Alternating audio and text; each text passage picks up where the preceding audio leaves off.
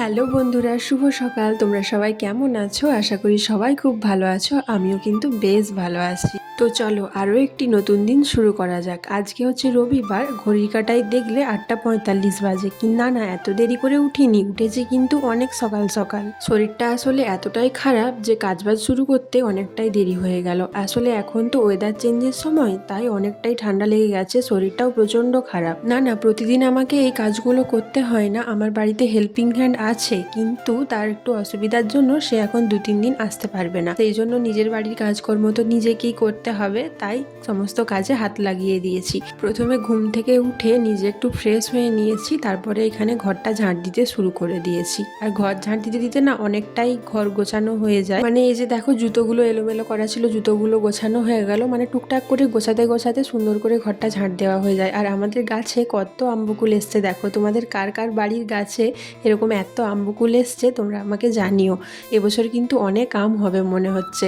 এর আগের বছর প্রচণ্ড আম হয়েছিল, এইরকমই আম্বকুল এসছিল।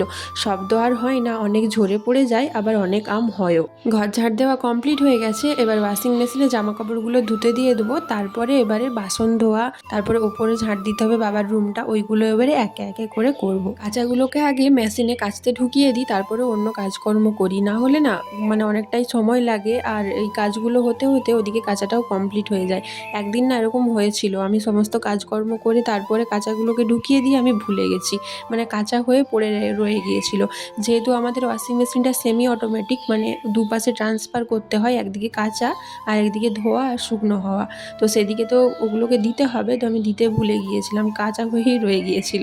তো সেই জন্য ওটাকে আগে দিয়ে দিই, তারপরে অন্য সব কাজকর্মগুলো আস্তে আস্তে করে করি।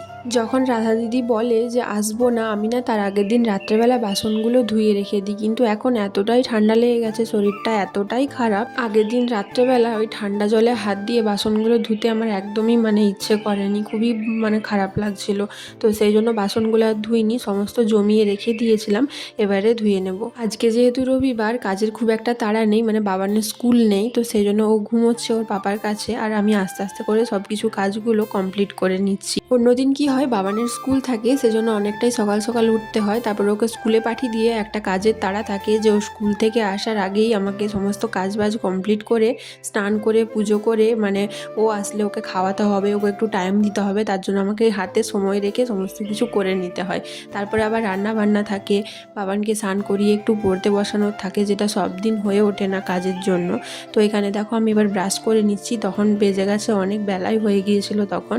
আর ওখানে আগের দিনের যে জামা কাপড়গুলো ছিল সেগুলো একটু রোদে দিয়ে দিলাম, এবার স্নান করে নেব। তো চলো টাটা, সবাই ভালো থেকো।